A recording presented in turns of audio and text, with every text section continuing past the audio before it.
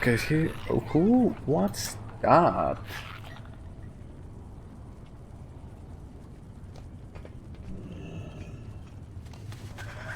All of these things are demons, huh?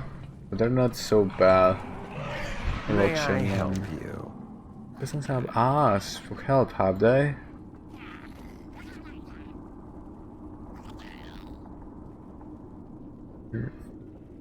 Short supply.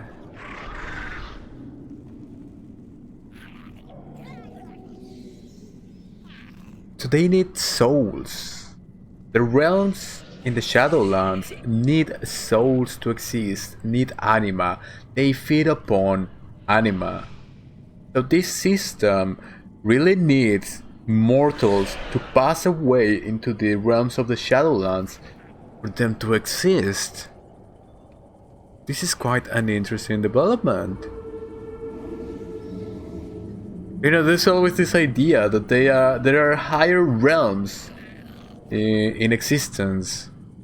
Like, there's always this idea that perhaps we are some sort of slaves to some masters, sort of draining upon our emotions or something like that. The whole idea of the vampire is this very thing. This is why probably they are the best at extracting anima, because this is the idea of the vampire, to leech upon life force, blood, in order to survive. So this idea, all of them need anima. The people in Hardenwell, they need anima to bring them back. They need anima to keep the forest alive. These people need anima to keep their structure alive. Also the ones in Bastion. This anima drought. So you think about the purpose what the people in Oribos talk about. And this purpose, what is it? What's the purpose? The purpose is experience. The purpose is going into the mortal world, so learning whatever lessons people need to learn, or having whatever experiences that people need to have in order to come back into the Shadowlands and bring the anima. What are mortals then? Some sort of servants to higher beings? Quite an interesting thing to ponder upon.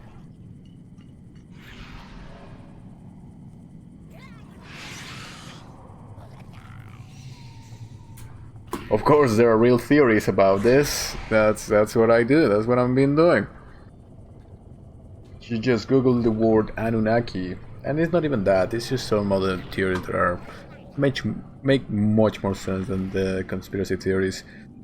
And it's not like an evil plot or anything like that. It's not like, oh yeah, they're training us with, so it's just more like, this is the way things are. And it's all because it's fun, and it's all because there's a purpose to it.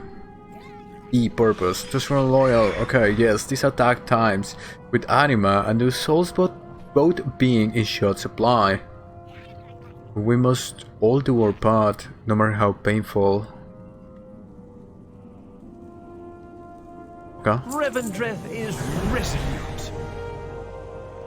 Commander of the Stone Legion. Ward Reaper. So this little thing kinda read her scenes. Her scenes were Enemy Inquisitor Stelia, her true name, Silky the World Reaper. Peter accused me, I have overcome every sin on that stone. Who, he keeps reading, who unleashed unstoppable plagues, whose first victim was her own conscience? Her own conscience. Ah, god damn it, I wanna read this! God damn, respawn timers.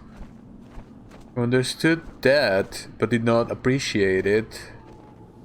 Not listen to him. How are these scenes? First victim was her own conscience. Unstoppable plagues, well, that makes sense. Who understood that but did not appreciate it. She didn't. So you're supposed to appreciate that. That sort of ties with what I was saying, that these realms of the Shadowlands, they require anima. They require perhaps what the Oribos people or entities call the purpose.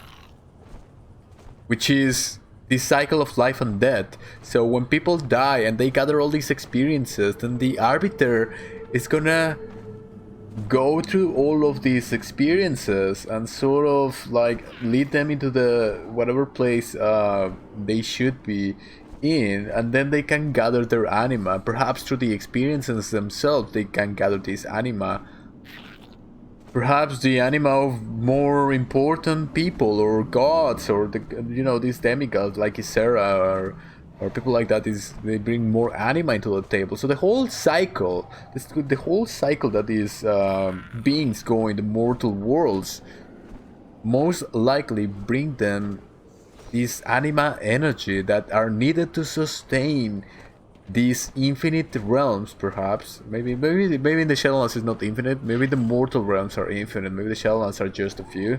Maybe just these four. I'm not really sure.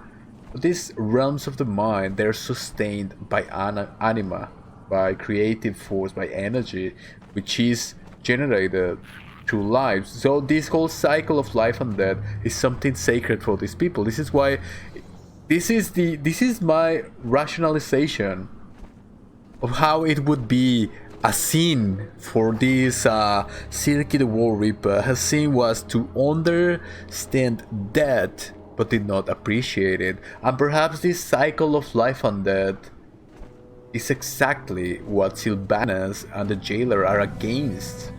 Maybe they just don't like it. Maybe they feel like slaves. And maybe this is why Sylvanas keeps saying, I will set us all free. Because we're living in a cycle to sustain these higher beings in the Shadowlands. Oh man. If any of this nonsense is true, sort of, this is gonna be amazing. Like, I'm really gonna like this expansion. And if this is true, they are dealing with a very, very interesting concept that exists in the real research.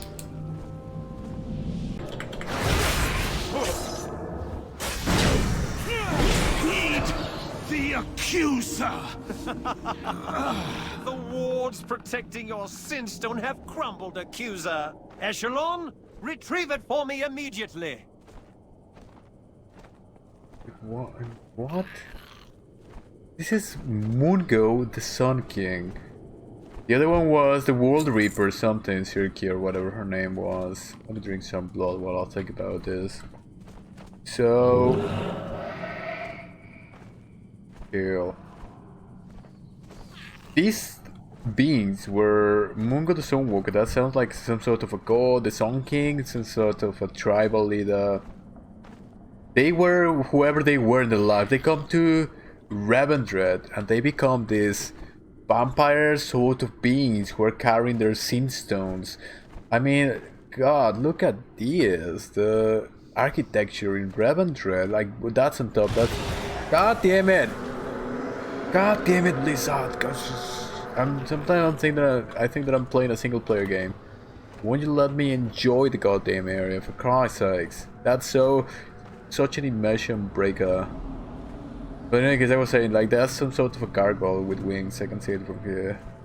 And this whole area is just bloody fantastic. Like I saw the artistic depictions of Revendreth, and I thought, you know, the whole game is very cartoony.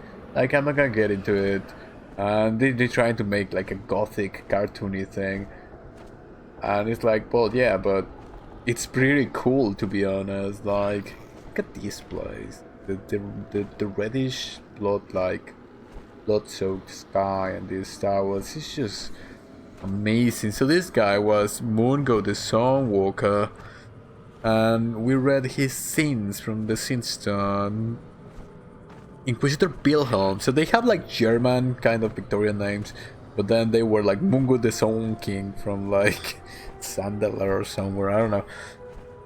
The Sun King says, wielding Sinstone is a dirty trick a mortal. Oh yeah, he thinks it's a dirty trick. But used his cleverness to deceive the innocent. Well, that's bad. Who cared only for those who cared for him. Cared only for those who cared for him. How is that a sin? So if somebody cares for you, you care for them back, right? Does that mean that you have to care for everyone? That's a little bit harsh, isn't it? To squander the wisdom of the ages. Hit the accuser. Well, squandering the wisdom of the ages, I do not like that, but I don't see that as a mortal sin. Cared only for those who care for you. Yeah, like, people can be assholes. You care for the ones who care for you. You're supposed to care for everyone, like... It's sort of starting to seem very dogmatic. Maybe this is what the rebellion is all about.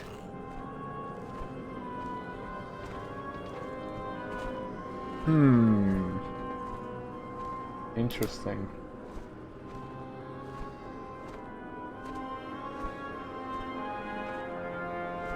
Like, to understand that, you have to care for others, and like, it makes sense, right? Because perhaps we're all anima, and we are all part of the same anima, and that's why we have to care about each other. Makes sense, but for it to make it a mortal sin, that if you don't make it, you have to go to Revendreth to understand it, and if you don't make it, you're just gonna go to the mall. That's a bit excessive, to say the least.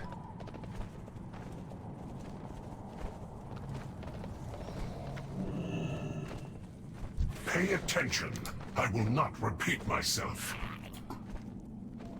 Watch out, we completely kill. We should hurry. Huh? Be gone, Temple. With pleasure, Master. No, I kinda like that guy. If I had like a pet, it would be him.